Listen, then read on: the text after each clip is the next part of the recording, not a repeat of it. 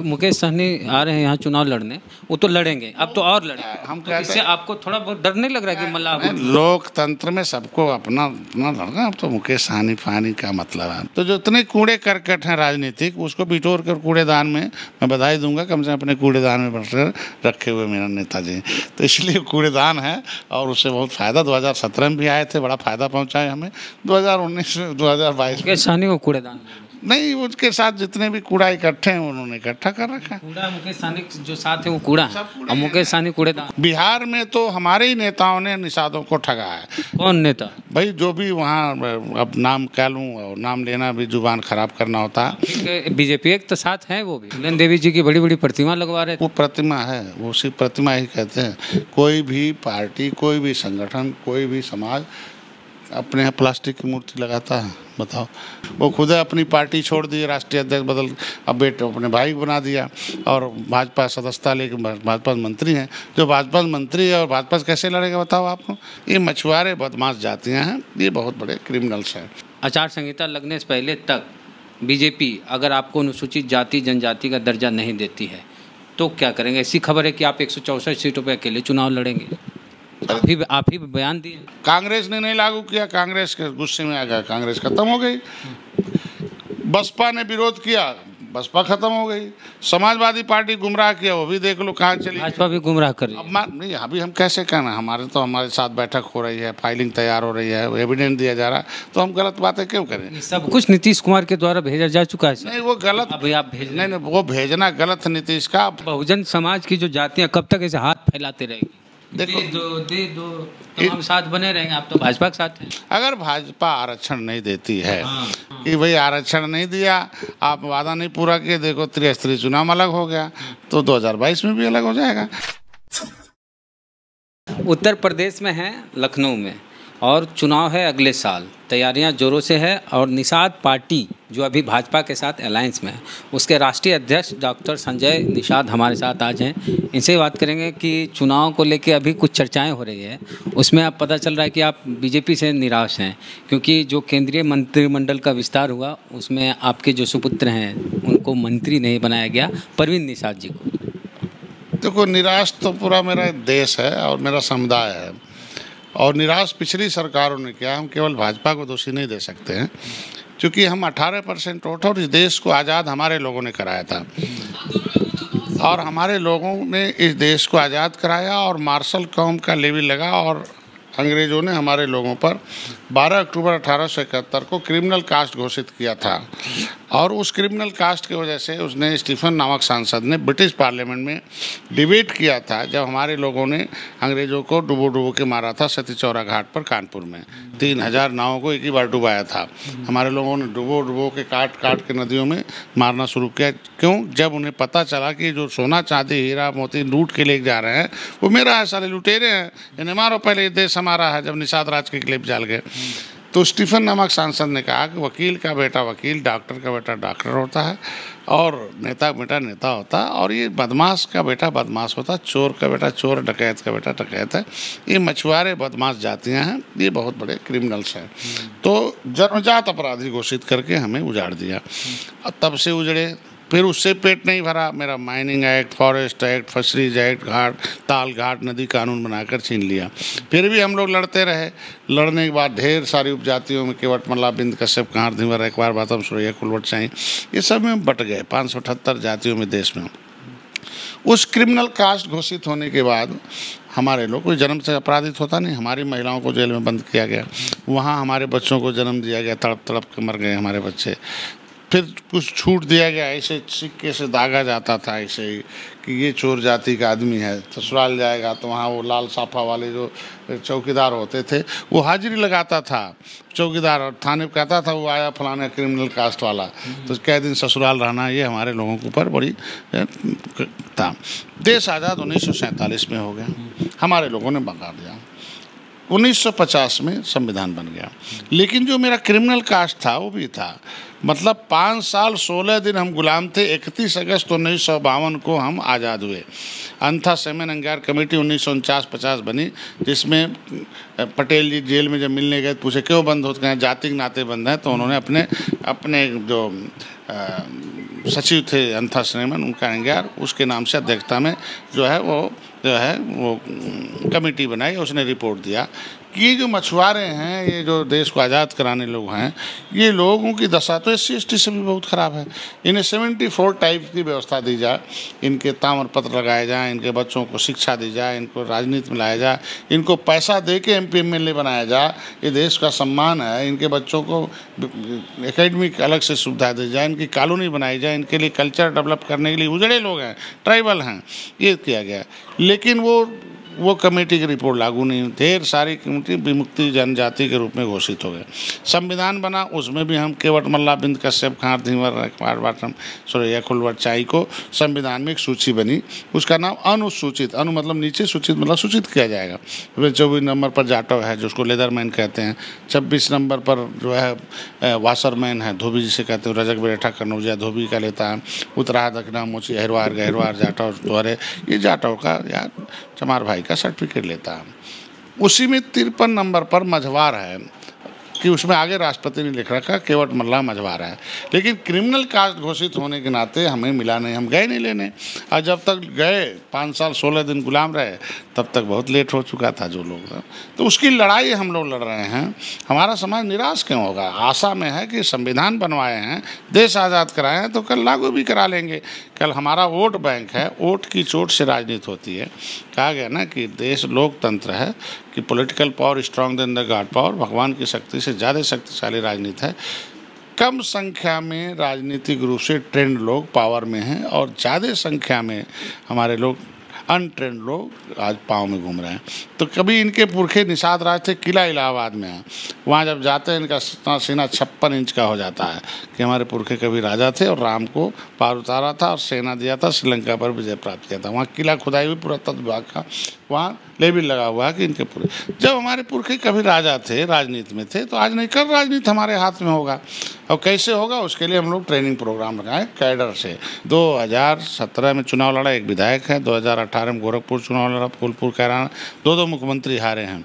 2019 में इनके साथ आए, 40 सीटें जिताया हूँ।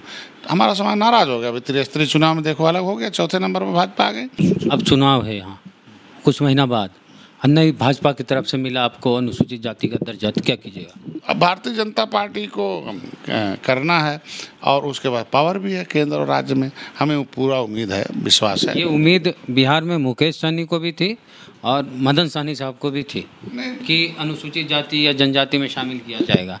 केंद्र सरकार ठुकरा देती है सर, वो भेजते हैं नीतीश कुमार एथनोग्राफिक रिपोर्ट मल्लाहों का, और वहाँ से ठुकरा दिया जाता है। फिर भी वो लोग बीजेपी के साथ हैं बने हुए, और आप भी अभी बीजेपी के साथ बने हुए। अगर चुनाव से पहले तक, आचार संहिता लगने से पहले तक बीजेपी अगर आपको अनुसूचित जाति जनजाति का दर्जा नहीं देती है, तो क्या करेंगे? ऐसी खबर है कि आप 164 सीटों पर अकेले चुनाव लड़ेंगे। आप ही बयान दिए। पहले देखो, हमारे लोगों को मकड़ जाल में फंसाया गया है। RGI जो है, जो महाराष्ट्र जनगणना का है, वो बेईमान है।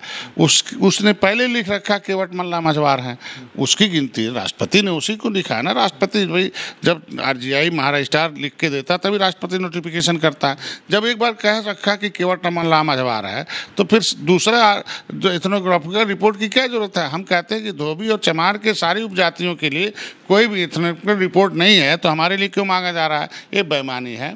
बिहार में तो हमारे ही नेताओं ने निषादों को ठगा है। कौन नेता? भाई जो भी वहाँ, अब नाम कह लूँ, और नाम लेना भी जुबान खराब करना होता है। बीजेपी एक तो साथ है, वो भी नहीं। मैं कहता हूँ कि जब बंगाल एक पार्ट है बिहार का, बिहार बंगाल का पार्ट है, और वहाँ जो है अनुसूचित जाति की सूची जो राज्य सरकार की है, उसमें केवट और बिंद सीधे लिखा हुआ बंगाल के अनुसूचित जाति की सूची में, तो वही सूची बिहार के लिए आ जाना चाहिए। तो ठीक है, सैद्धांतिक बातें, यहाँ पॉलिटिकल बात है। पॉलिटिकल मैं हम ये पूछना चाह रहे हैं सर, सीधा सवाल हमारा है, सीधा ये है कि हमारे लोग भाजपा नहीं दी आपको अनुसूचित जाति का दर्जा। वही मैं कह रहा हूँ कि आज के दिन में संविधान में लिखा हुआ जो चीज़ है, वो कोई सरकार ही लागू करती है।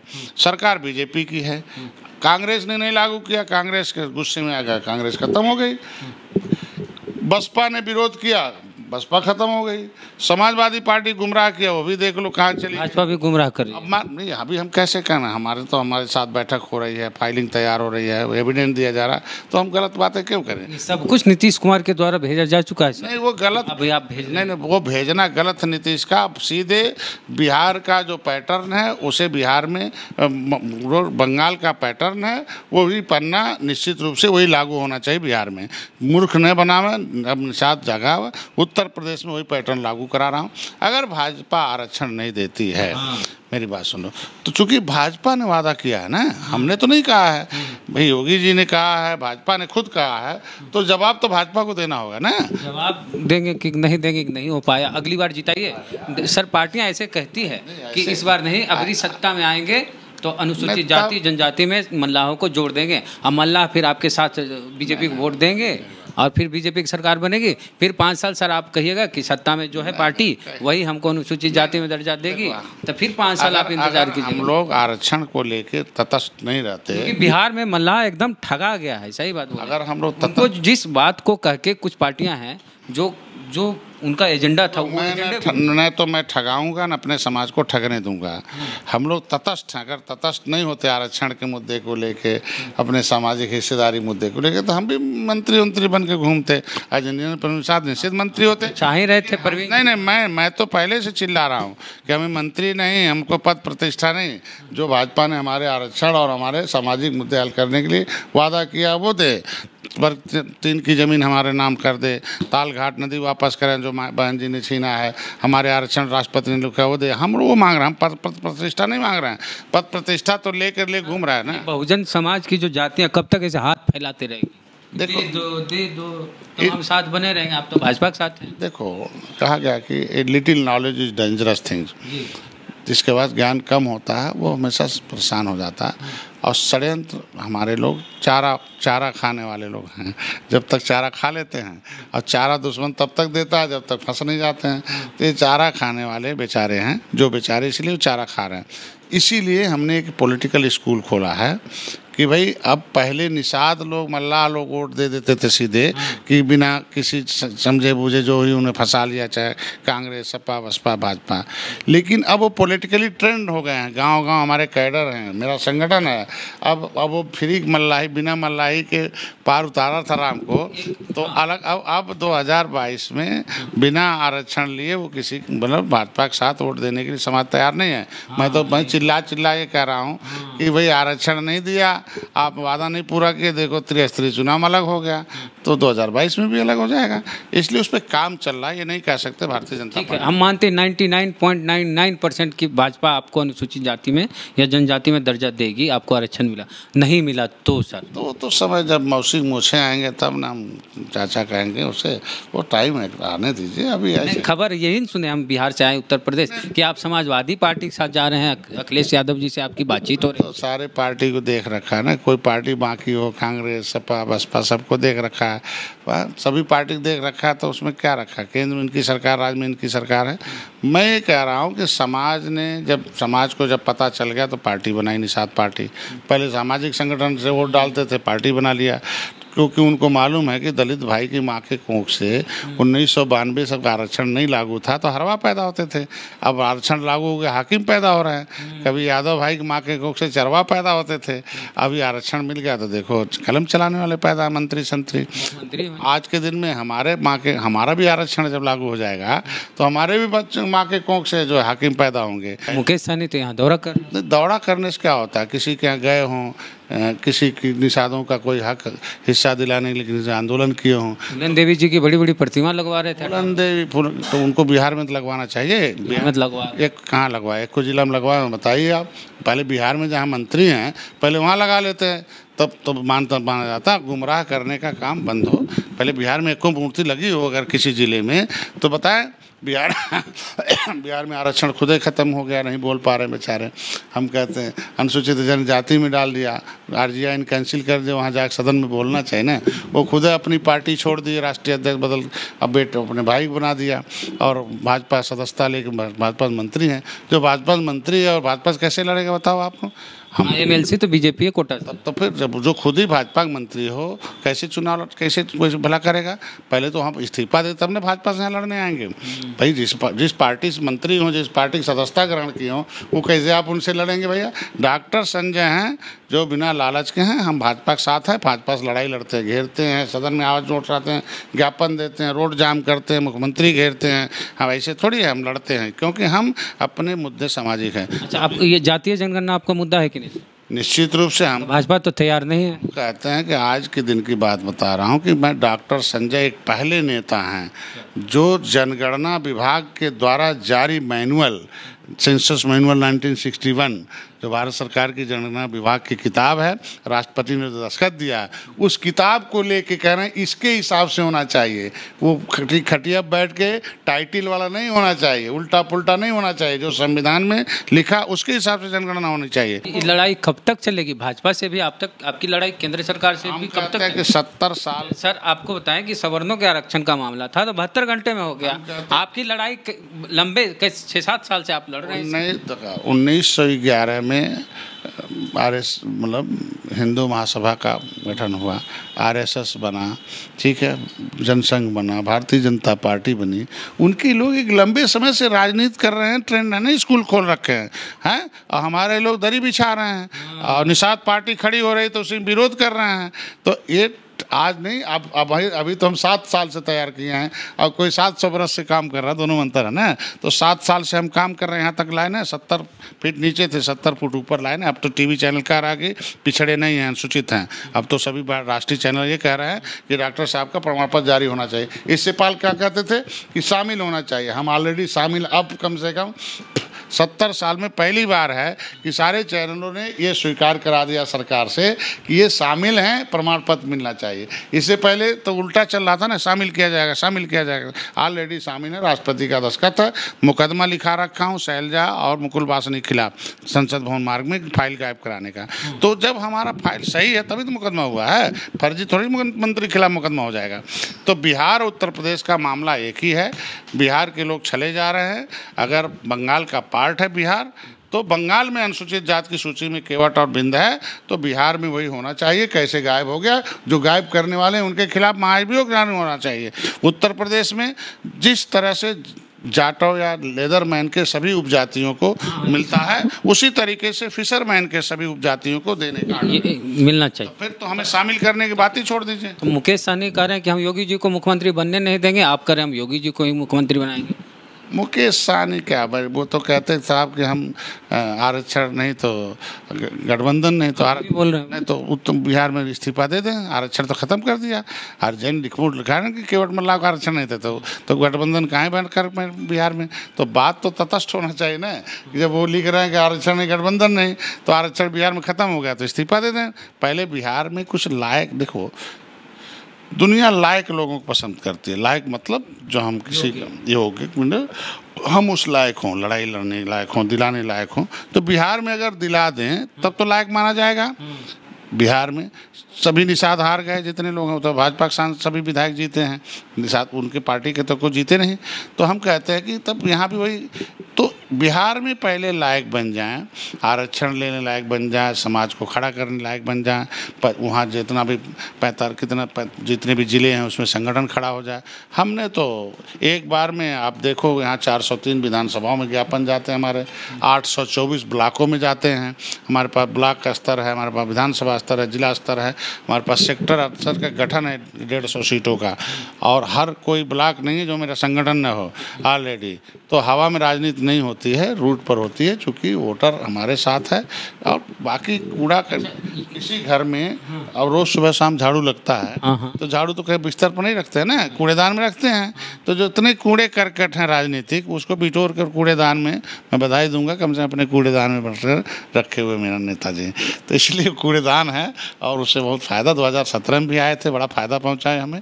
2019 में 2022 मुकेश सहनी को कूड़ेदान नहीं, उसके साथ जितने भी कूड़ा इकट्ठे हैं उन्होंने इकट्ठा कर रखा है। कूड़ा मुकेश सहनी जो साथ है वो कूड़ा है, और मुकेश सहनी कूड़ेदान। कुछ किए हों अब तक 70 साल से, बताओ, एक को आंदोलन किए हों, कभी मुख्यमंत्री घेरे हों, कभी धरना दिए हों, कभी रेल लाठी भी खाए, कहाँ लाठी खाए? 2015 कहाँ लाठी खाए? पटना गांधी में वो तो लाठी खाए, तो जिसके लिए लाठी खाए उसको काहे ना आज उस लायक है तो क्यों नहीं विरोध कर रहे हैं? आज चाहे हम समर्थन वापस करते हैं अगर आरक्षण नहीं होगा।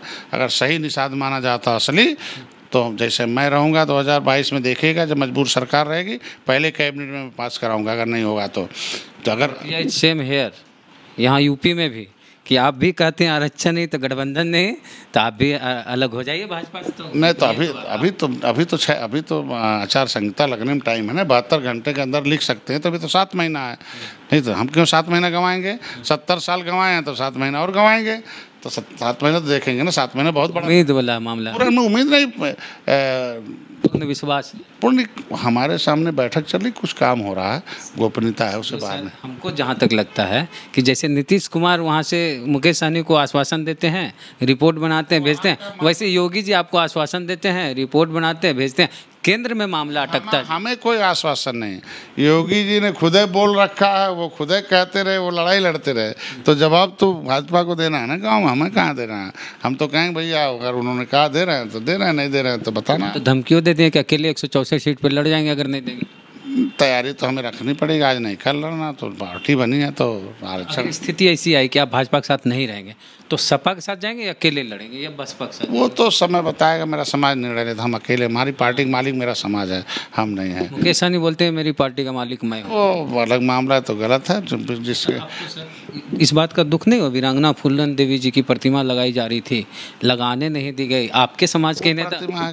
वो प्रतिमा है, वो सिर्फ प्रतिमा ही कहते हैं। कोई भी पार्टी, कोई भी संगठन, कोई भी समाज अपने यहाँ प्लास्टिक की मूर्ति लगाता है? बताओ, गरिमा है ना, संगमरमर की हो, पत्थर की हो, सोने की हो, चांदी की हो, लोहे की हो, है ना। सिंबॉलिक, तो सिंबॉलिक क्या होता है? ये राजनीति में सिंबॉलिक चल, समाज मूर्ख है, खाली उन्माद में बढ़ा के खड़ा कर दो सबको। अरे हम क्या प्रतिमान दिन में अगर वो सही में फूलन देवी के नाम से हैं तो उनकी माँ को कहते हर महीने पेंशन देंगे 50,000, तो कहाँ है? 2017 में आए थे, 2017 से क्या रुपये पेंशन दे दिया बेचारे को, उसको बताओ भैया। हम तो बधाई देंगे, कम से कम हमारे लोग उसके वहाँ, हम उत्तर प्रदेश के लोग उनके दरवाजे पर पूरे संगमरमर की मूर्ति लगा रखा, हमारे समाज के लोग यहाँ, उत्तर प्रदेश के लोग। तो ये तो नाटकबाजी है और उन्माद फैलाना है, समाज को गुमराह करना है। हमारे बेचारे एक तो कम पढ़े लिखे लोग हैं और ये तो समाज जान रहा है ना कि हम बटेंगे तो फ़ायदा सपा बसपा भाजपा को होगा, अगर सटे रहेंगे तो एक हो जाएगा। तो यहाँ ट्रेंड लोग हैं, कहीं हटने। ये कितना चाहिए? हम कहते हैं कि आज के दिन में अगर उनके पास संगठन होता तो रोड पर उतर जाता है। अरे यार, मेरे को जेल भेज दिया, पूरा प्रदेश जल गया। अगर हमारे खिलाफ हुआ, जेल में बंद किया था, पूछो प्रदेश जल गया, पूरे प्रदेश में ख़त्म हो गई, सरकार ख़त्म हो गई। तो आज के दिन में अगर उनके पास संगठन होता तो पूरा रोड जाम हो जाता ना। अब तो लॉकडाउन का लॉकडाउन से क्या मतलब है?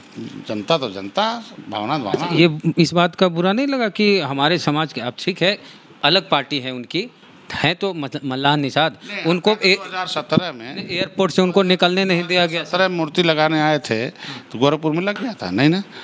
बोलिए नहीं लग पाया ना। तो जब 2017 में पता चल गया कि बिना परमिशन मूर्ति नहीं लगेगी, तो ये तो काहे लोगों को गुमराह करते हैं। वो मूर्ति ने परमिशन का दरखास्त तो देना चाहिए ना। तो बोले थे कि दिए थे, कहाँ दिया था? एक अपने फोटो दिखाओ। बिहार में तो जाके बोल रहे हैं। बिहार में तो बिहार की सरकार है, बिहार के लोगों को मूर्ख बना सकते, उत्तर प्रदेश के लोग नहीं बना पाएंगे। मुकेश सहनी, हाँ, कोई भी हम भी नहीं बना पाएंगे। हमारे लोग ट्रेंड हैं, हमसे लड़ते हैं, लड़ाई लड़ते हैं, रोड पर आते हैं, सरकार से जितना लड़ते हैं उतना हमसे लड़ते हैं। तो हमारे लोग मार्शल कौम है, हमारे लोग तो दर्जनों बार जेल काटे हैं हमारे लोग। ये कितना सही था कि एक मंत्री को एयरपोर्ट से बाहर नहीं निकलने दिया जाए? वो तो खुद जानबूझ के स्टंट है, खाली जानते हैं राजनीति में लोग सोचते कैसे छपा, एक बीमारी है कुछ लोगों को, छपास की, छपता रहा। ये बताओ, राजनीति में कैश से राजनीति होती है कि कैडर से? कैडर से होती है। तो कितना कैडर उनके पास है? कैश है बहुत, तो कैश से कर ले। कैश से होता तो आज टाटा बिरला प्रधानमंत्री होते हैं। यूपी में तो बड़ा बड़ा अखबार में विज्ञापन दिए। तो विज्ञापन से कुछ होता तो विज्ञापन में अंतर है। हाँ, देश ज्ञापन से चलता है, समाज ज्ञापन से चलता, विज्ञापन से नहीं चलता। हम लोग ज्ञापन देते हैं, छपता अखबार में, तो ज्ञापन कैसे ज्ञापन दे रहे हैं? आज बिहार में क्या ज्ञापन दिया आरक्षण के लिए बताइए? चुप हो गए मंत्री बनने के बाद। नहीं, आखिर आरक्षण वहाँ खत्म हो गया, ज्ञापन आना चाहिए था ना सभी जिलों से, संगठन पर धरना होना चाहिए ना, तो विज्ञापन से चलता पार्टी, मतलब राजनीति की। सर मुकेश सहनी आ रहे हैं यहाँ चुनाव लड़ने, वो तो लड़ेंगे, अब तो और लड़ेंगे, हम तो इससे आपको थोड़ा बहुत डर नहीं लग रहा है कि मल्लाह लोकतंत्र में सबको अपना अपना लड़ना। अब तो मुकेश सहनी फानी का मतलब है, मुकेश सहनी कब जन्म हुआ कब नहीं हुआ, हम तो निषाद पार्टी। तो पुराना संघर्ष आपका, आप 12 किताब शायद आप लिख चुके हैं, जहाँ किताब लिखा है, निषाद राज के किले पर मेला लगाता हूँ, रेड़ा कश्यप के किले पर लगाता हूँ, मेरे पास लाखों कैडराइज कार्यकर्ता हैं। हमने अपने को साबित कर रखा कि राजनीति कैसे होती है, कैसे काम किया जाता है, कैसे चुनाव लड़े जाते हैं, कैसे हैं। हम लोग घबराने वाले नहीं, हम लोग ड्राइवर हैं, कब हमें गाड़ी चलानी, कब ब्रेक लगानी है, कब चलना है, कब के नहीं है। उम्मीद पैसे के लिए काम नहीं करते, कैश के लिए। हम लोग कैडर हैं, हम लोग मिशनरी करता, कमिश्नरी वाले नहीं हैं। यहाँ कमीशन वाले घूम रहे हैं, गाड़ी मिलेगा, पैसा मिलेगा, जब तक मिलेगा तब तक खुश, और नहीं मिलेगा फुस। बिहार में जब तक मिल रहा था तब खुश थे, अब बंद हो गया तब क्या हो गए, फुस हो गए। तो ऐसे जब तक मिलेगा बस वही नाच मेरे बुलबुल, पैसा मिलेगा, वही दशा है। जो आचार संहिता लगने से पहले, मतलब लगने के बाद एक बार हम आपसे मिलना चाहेंगे कि उस समय तक भाजपा की, केंद्र की जो भाजपा की सरकार है मोदी जी की, वो अनुसूचित जाति या जनजाति में आपको शामिल करी है कि नहीं करी है? नहीं की जाएगी शामिल तो हम उम्मीद करते हैं जैसा आप बोलें कि भाजपा से अलग हो जाएंगे। प्रयास, देखो प्रयास आदमी का था, और प्रयास करना और सेना खड़ा करना। 2022 में हम लोग सरकार, बिना निषाद पार्टी कोई सरकार उत्तर प्रदेश में नहीं चलेगी। बीजेपी के साथ अलायंस में कितनी सीटें चाहेंगे? अब वो सीटें हम लोगों ने कहा कि आरक्षण दे दीजिए, सीटें जो दे देंगे वही काफ़ी हम लोगों के लिए। आरक्षण नहीं देंगे तो कितनी सीटें देखा जाएगा, अभी वो तो समय आने दीजिए, अभी तभी रहेंगे भाजपा। निश्चित रूप से अभी देखा जाएगा। नहीं, अभी तो आरक्षण के मुद्दे पर स्टैंड है, वो तो समाज निर्णय लेगा ना। अभी समाज निर्णय लिया, भाजपा के साथ है, तो बाद में समाज निर्णय लेगा, देखा जाएगा। शुक्रिया सर बातचीत के लिए। तो डॉक्टर संजय निषाद साहब हमसे बात किए, और आप भी सुने आरक्षण को लेके कि मल्लाहों को आरक्षण देने की बात बिहार में भी होती है SC/ST वाली, लेकिन नीतीश कुमार एथनोग्राफी रिपोर्ट भेजते हैं, केंद्र से रिजेक्ट कर दिया जाता है। यहाँ उत्तर प्रदेश में भी इस तरह का आश्वासन दिया जा रहा है। इनका कहना है कि 2022 चुनाव से पहले अगर नहीं दिया गया आरक्षण SC/ST वाला निषाद मल्लाह को, तो भाजपा से अलग हो जाएंगे। और खबर भी इस तरह की छपी है, इन्होंने बयान भी दिया कि वैसी परिस्थिति में 164 सीटों की तैयारी हमारी, और उन 164 सीटों पे अकेले चुनाव लड़ेंगे। तो इनकी बात से आप कितने सहमत हैं, क्या लगा बताइएगा जरूर कमेंट बॉक्स में। फेसबुक वीडियो देख रहे पसंद आया तो शेयर कीजिए, पेज को लाइक फॉलो नहीं किया तो कर लीजिए, यूट्यूब चैनल पर हमारे सब्सक्राइबर नहीं है तो घंटी बजा के सब्सक्राइब कीजिए। जय भीम, जय भारत।